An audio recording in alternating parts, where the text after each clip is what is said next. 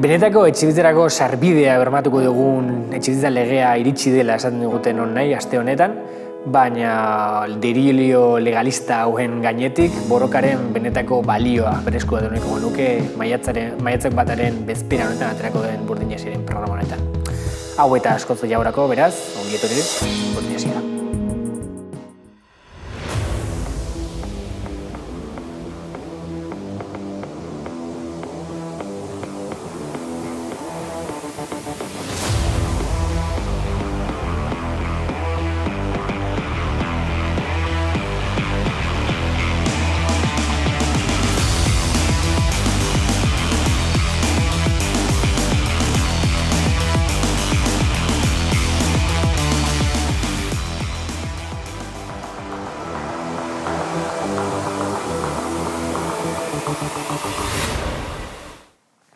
Ongi etorri Burdinasiaren beste programa batera.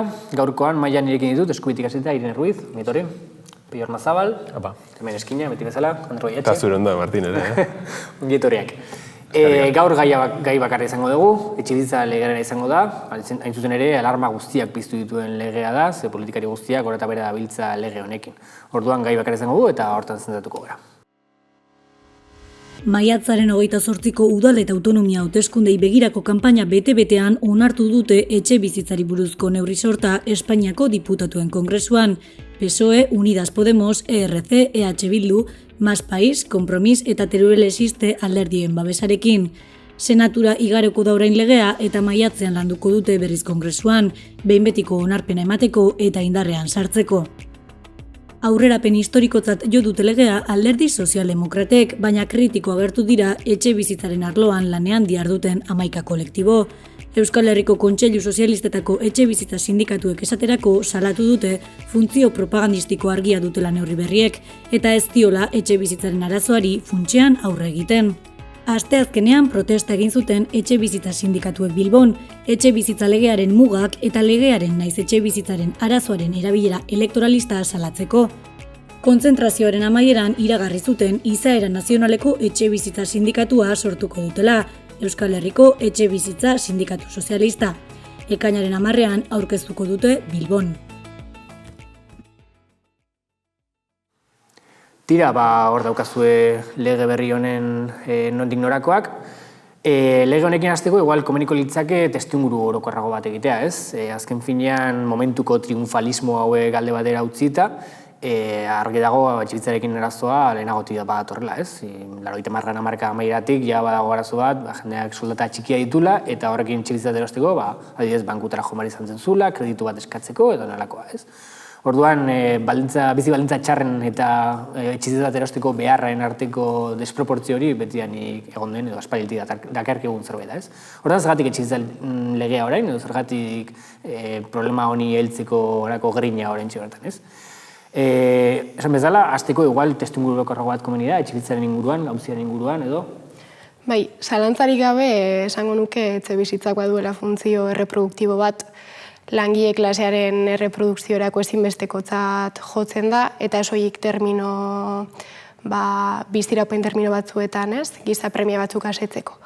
Beste hainbeste funtzio batzuk ere betetzen ditu alde horretatik erreprodukzioari begira. Ikusten dugun bezala, langileriaren soldata desente bat izan alokairu bitartez edo hipoteka bitartez, etxe bizitza ordaintzera bideratuta dago eta alde horretatik burgesiaren eskuetara ere bueltatzen da forma horretan, soldataren tarte hori. Alde horretatik etxe bizitzak ere funtzio ekonomiko bat betetzen du eta ez ditu soilik proletalgoaren interes hoiek bermatzen, baizik eta jokoan beste agente batzuk ere txertatzen dira. Ulertzen da etxe bizitza badela aktibo mamitsu bat, ez? Bertatik irabazi handiak ere lortu aldira eta bertan koka genitzake lehiarako espazio horren baitan bi agente. Batetik klase ertaina legoke, zeina etxe bizitzaren bitartez nahi duen bere posizio sozial hori edo estatus hori mantendu eta era berean koka genitzake ere kapital handiak zeinak metak eta eskala handiago batean, irabazi askoz handiago batzuekin ere bai, lortzen duen botere sozial bat, edo guazten esatera, kapitalaren erreprodukzio horretan funtzio bat betetzen duen. Eta aurkituko genuke laugarren agente bat, litzatekena estatua. Estatua erregulatzaile figura gisara. Eta erregulatzeko edo esku hartzeko modua ez da inbeste etxe bizitzaren irabazi izugarrioik mugatzeko edo funtzio horrekin, baizik eta beti ere valorizazio prozesuaren araberako neurri bat ala beste txertatzeko asmotan, eta neurri horietako bat litzateke esaterako gaurko saioan tratatuko dugun erreforma bera. Termino konkretuetan, azken hamarkadetan exactamente ze forma hartu du honek. Bai, nik uste azkenean beharrezkoa dela klasetan banaturiko gizarte baten analisi bat egiten ari garen neurrian, apur bat estrukturalki Irenek egin duen bezala kokatzea etxebizitza problematika. Ni saiatuko naiz apur bat ekartzen batez ere 2008ko etxebizitzaren burbuia lehertu zenetik ona, Espainiar estatuan ikusi ahal izan diren tendentzi batzuk mahai gaineratzen. Tendentzietaz ari naiz, ez dira egun batetik besterako aldaketak, baina bai ikusi ahal izan direla pixkanakako joera batzuk apuraldotuta aipatutako klase estratu ezberdin horiekin, eta pasaginen apurra 2008an, badago esaldi famoso hori una democracia de propietarios y no de proletarios, nolabait Espainiar ongizate estatuaren funtsetako bat etxebizitzaren jabetza izan den neurrian, 2008ko krisialdian proletarizazioak urratx handi bat ematen dut, eta neurri handi baten etxebizitzari loturik. Ez ordan hor, nik uste tendentzia batzuk aipatuko nituzke alde batetik, etxebizitzaren presioak izan zuen jeitsiera handi horren ondorioz, kapital finantzieroak eta kapital handiek etxebizitza akumulazio handi bat abiatu zutela 2008tik oraindik ere geratu ez dena, etxebizitzak erosten ibili dira harrezkero eta gero eta etxebizitza gehiago metatuz. Honekin ez dut esan nahi, nagusi direnik kapital handiak etxebizitzaren merkatuan, oraindik ere jabe txikiek pisu handia dute Espainiar estatuko etxebizitzen merkatuari begiratzen badiogu, baina badago tendentzialki akumulaziorako joera bat. Honek badauka kontrapartida bat, izan ere, etxebizitza horietako asko alokairura bideratuak dira, eta zein beste salerosketa zuzenera, ezta? Eta honen beste alde izan zen, alokairuaren merkatua pixkanaka handitzen ari dela, eta batez ere kredituari jarri zaizkion mugengatik, gaur egun banketxe batera baldin basoaz hipoteka bat eskatzera, askoz ere zailtasun gehiago jarriko dizkitzute, edozein gaztek ikusi dezake hori, duela 15 urte baino. Horrek egiten duena da, lehenago etxebizitza bat izateko aukera zuen jendearen parte bat, direktamente alokairuan merkatura bultzatu, eta zentzu horretan jabetzaren esferatik kanpo utzi. Orduan alokairuaren areagotze bat ematen ari da. Ez mendaukat datu bat, adiez, 2018an etxebizitzen 82% oraindik jabetzan zeuden, eta alokairuak 18% bat suposatzen zuen estatu mailan, eta 2022ko datuen arabera 177 dira jabetzan dauden etxebizitzak eta 23 alokairuan, ez? Osea, 4 urtetako tartean 6% bat aldatu da. Orduan, tendentzia horren aldaketa, uste dut hori dela azpimarragarrien alokairuaren presioen igoera batekin batera. Alokairuan gero eta jende gehiago eta ondorioz gero eta garestiago. Eta azken nik uste dut aipatuko nuke azkar, estatuare ari dela merkatuaren dinamizatzaile papera jokatzen den neurrian, eraikuntzaren sektorea berraktibatu nahian, batez ere alokairuari loturik. Eta uste dut hau hiru elementu hauek funtsezkoak direla gero etxebizitza legea kokatu eta ulertzerako orduan. Kauz hor ere, aipatu beharko litzateke, ez? Aipatu duzu alokairurako dagoen tendentzia hori, baina eraberean ere, gero eta ageriko geratzen ari da, kapabazionak gero eta gehiago sufritzen ari dela, ez? Itota daudela, ez? Aipatu duzu kredituaren nauzia, ez? Lehen ongara komentatzen, Twitterren nola izan zela zabaldu zen datu bat, gaur egun ja Espainiar estatuan etxe bizitzen 50% baino gehiago ja atokateja esaten dena, ez? Ordaintzen direla, hipotekak edo bere pisua edo galdu dela ere, eta horrek adierazten du batez ere nola kapitalista handiek eta klase ertainaren frakzio altuenek nolabaiteko desplege bat edo espliege bat ematen ari direla etxebizitzaren merkatuan, eta proletargoa edo kapabazioenak hor rekurituak geratzen ari direla, ez? Baina ez hori bakarrik, aipatu dezakegu, esan duzue, alokairuaren igoera, energiak izan den goraka da, eta azken finean soldataren gero eta zati handiagoa, bideratu beharra dagoela etxe bizitzara. Eta azken finean ere, hor aipatu daitekena da, kapa zaurgarrienak gero eta eskluituago daudela etxe bizitzaren eskubidearen auzi horretatik, ez? Eta kasu honetan, eskluitzeaz ari garenean ez gara ari zuzenan desauzioez, baizik eta aipatu genitzake, adibidez, gazteek emantzipatzeko dituzten zailtasunak, edota, adibidez, herri edo zonalde batean auzo batzuetan alkilerrak gora egitearen eraginez, bertatik kanporatuak ere izaten ari direla, ez? Familia eta persona asko, ez? Horren horrek ere nik uste adierazten duela tendentzia hori proletargoaren baitan oraindik eta gehiago larriagotzen edo areagotzen, reproduzitzen, biderkatzen ari dela, ez? Aipatu duzu agian Irenek aipatu dituen 4 agente horien paper konkretua gaur egun, ez? Aldatu dela perfila, ja ez da erosten duen eta hipotekaren menpe bizi den proletarioa, baizik eta ja hori egiteko gaitasuna ere ez daukan edo baldintzak ez dauzkan, ze interes tasak ere altua dira eta estea, oso garestia hori, ja direktamente maizterra den eta jabearen menpe bizi den proletargoaren egoera, ez?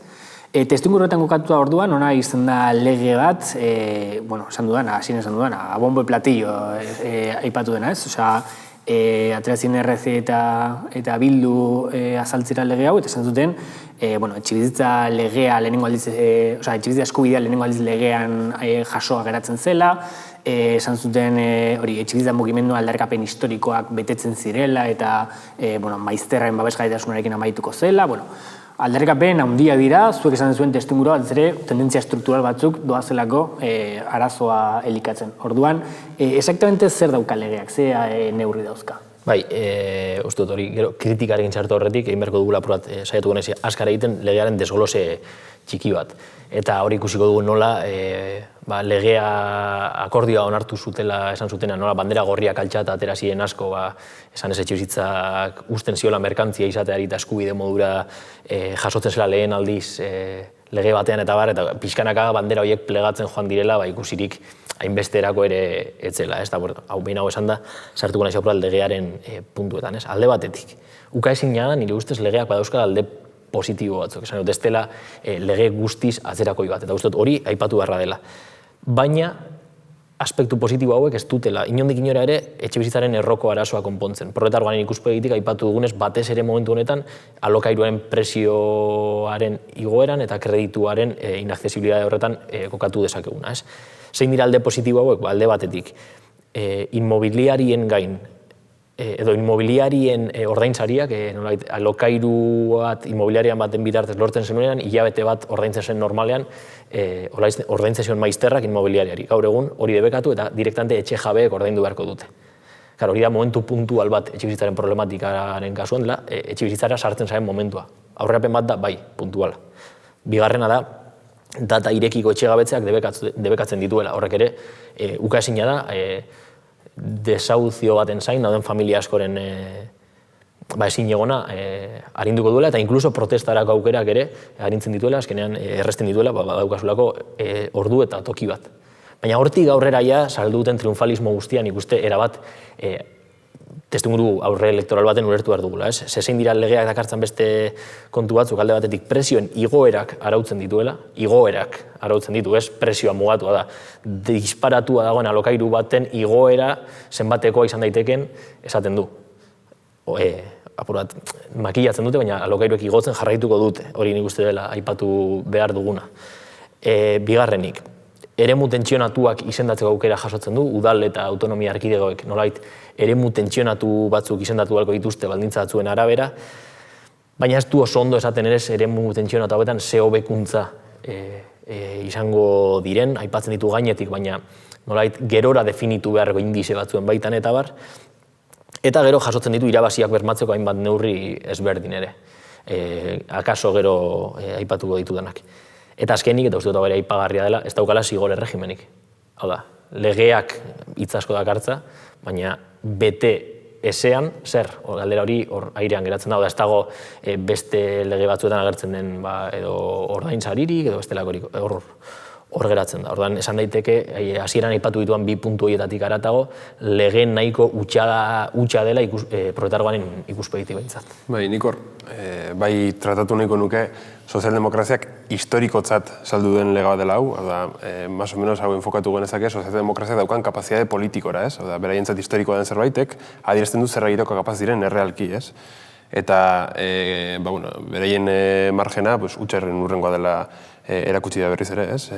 Esan dugu lehen alokairuak 2015-etik ona gorakada izugarri izan dutela, 2020-ako 50%koa zen, orain batek daki non dagoen, eta Peiok aipatu dena. Kasu honetan alokairuak legeak ez dituela inoiz ere neutralizatzen edo jeisten, baizik eta beraien igoera mugatzen du. Aurten 2%, urrengo urtean 3%, 2025ean ez dute zaztu ere egin, batek daki egoera ongo den hemendik 2 urtera, ez? Eta aipatu duzuna, ezintasun argiak ere erakusten ditugu legeak. Gaur egun badaudelako tope batzuk jarrita alokairuari, EAN 2%an dago topea jarrita, eta idealista dela Espainiar estatuan hemen merkatu imobiliarian noraiteko lobby nagusienetako bat dena, eta horren kontrola daukana, idealistak aipatu du EAN alokairuen prezioa 4,7 igo dela. Hau da, berez zarrita zegoen topetik, askoz ere gorago, ez? Eta gero ere, baude arrakala batzuk, zuk ere aipatu duzu, ez? Alokairuen kontratuak bakarrik hartzen dituela kontuan legeak, hau da, norbaitek pisu oso alokatu baino, logela bat alokatzen baldin badu, horrez aio inolako toperik jarriko, edo, baude alako txantxuioak, ez? Denaen nik bai aipatu nahiko nukera, alokairuaren prezioen igoera hau, eta sozialdemokraziak edo, kasu honetan SOE, Bildu eta RCK adierazten duten ezintasun hori, gainera areagotzen dela, testu inguru orokorra behiratzen badugu, ez? Lehen aipatu dugu, soldatak edo jendearen norabaiteko erosalmena gero eta txikiagoa da, prezioak gora doaz, energia gora doa, eta testu inguru horretan, guztiz, ez dakit impotentea da, ez? Batez ere, langilearen kapa baxuen entzat lege hau. Aipatuko dugu igual sartuko gara gero, ez? Klase ertaineko beste jabe txikiek eta ze posizio mantentzen duten guztionekin, baina argi dagoena da, alokairuen prezioen igoera, kasu honetan ez dela inolako hobekuntza bat, ez? Itota dagoen proletargoarentzat, ez? Eta horren arira agian aipatzeko den beste neurri bat, bada etxegabetzena, ez? Neurri honen bitartez, ez dira etxegabetze horiek bertan bera gelditzen. Hori batetik. Akaso, kasuan kasu batzuk luzatzen dira. Eta luzatzeko arrazoiak besteak beste, zaurgarritasun egoera frogatzen dituzten horiena da. Eta badakigu zaurgarritasun egoera hori frogatzeak implikatzen duena da burokrazia izugarri batean sartzea eta bere mugak ditu ere bai, ez? Hori batetik. Bestetik ere aipatzea pandemiatik eta eraiki izan den eskutu sozial horren baitan ere ezarri izan zirela moratoria neurri ezberdinak. Moratoria neurri horien arabera etxegabetzeak eteten ziren. Neurri edo lege honek dakartzana da aurreko moratoria horiek bertan bera gelditzea eta beraz etxegabetzen ejekuzio hori guztia aurrera eroatea. Gainera aipatzekoa da ere bai moratoria neurri horiek ez dutela inolaz ere etxegabetze horien etetea bermatu, ez? Jada datuak eskuragarri daude eta azkenengo 2 urteetan 1000 etxegabetze gauzatu izan dira, bai EAN zein Nafarroan, hori zenbakietan. Era berean, ezagunak dira era berean etxe jabeek aurrera eroaten dituzten beste praktika. Finean, bide judiziala saiestu eta izan xantaia bidez, presio publikoaren bitartez edo violentzaren bitartez ere, behartzen dituenak alokairuan dauden pertsona horiek kanporatzea, besteak beste. Eta azkenik ere, aipatu nahiko nuke etxegabetzen auziarekin, zelan lege honek ere nahi duen indartu gizarte zerbitzuen aparataje guztia, ez? Bertan jartzen du fokua, eta alde horretatik planteatzen duena da gizarte zerbitzuen esku hartze intensoago bat, nahi bada. Kontuan hartuta egun gizarte zerbitzuen kolapsoa zenbailatakoa den, eta beraz horrek ez du inolako biderik jarraituko edo ez du inolako bermerik gizarte zerbitzuen aldeko neurri hori.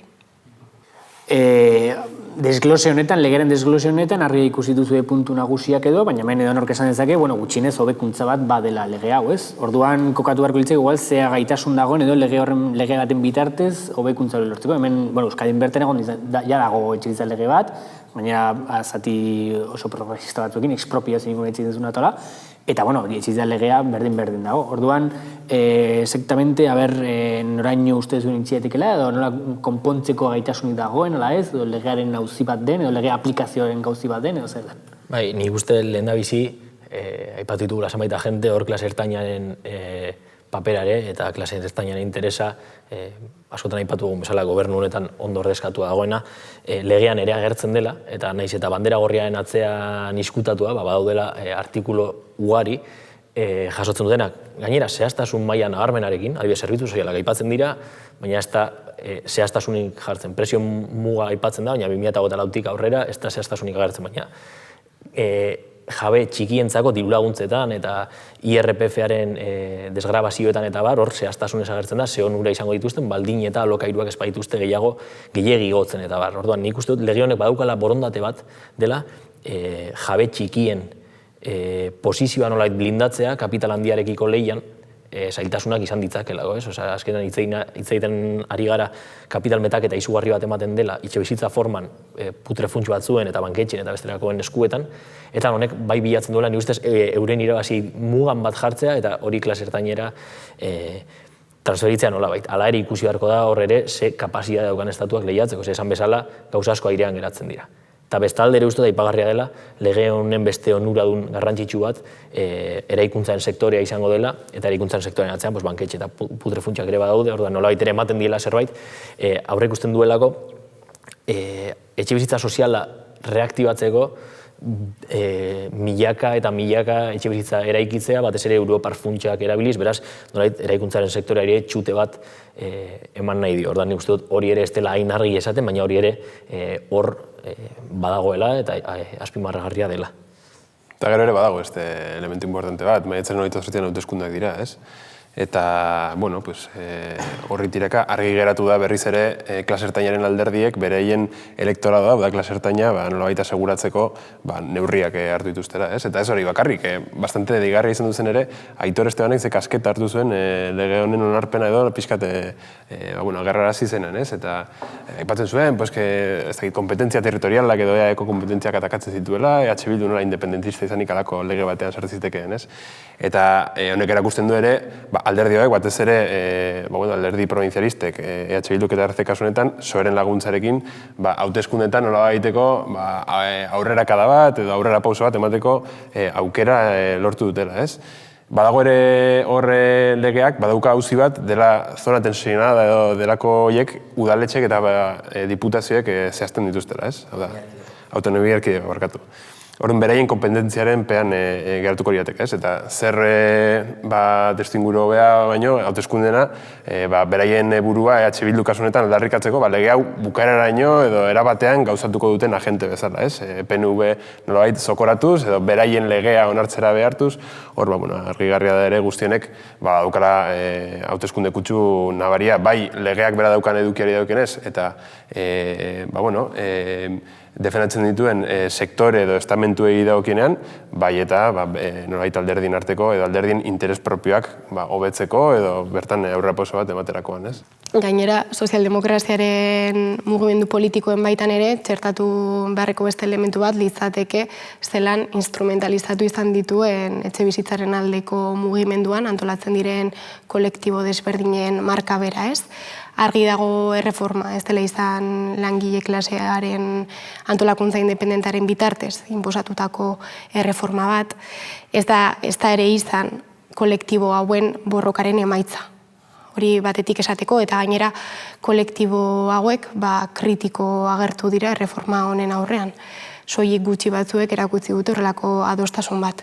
Hor, ze muga topatze ditugu, kolektibo hauek nahiko lokalistak direla edo fragmentatuak daudela bere horretan alternatiba bat osatzerako orduan. Eta beraz, ez dutela hainbesteko gaitasunik izan, bai erantzuteko formei begira, bai eta oposizio erreal bat aurreraro batera begira. Bai, eta hor nire ustez, apur bat hitz egiten ari garela etxebizitzaren alde lerratu diren, o lanean aritu diren kolektiboei buruzetan, nik uste dut zenbait baino gehiago agian Euskal Herriko Kontseiluetako etxebizitza sindikatuak planteatutako kanpainaren arira eta pentsatuko dutela, zer ari dira lege hau kritikatzen, baldin eta legeak hobekuntzaren bat badakar, eta nik uste dut garrantzitsua dela zenbait gauza argitzea, alde batetik.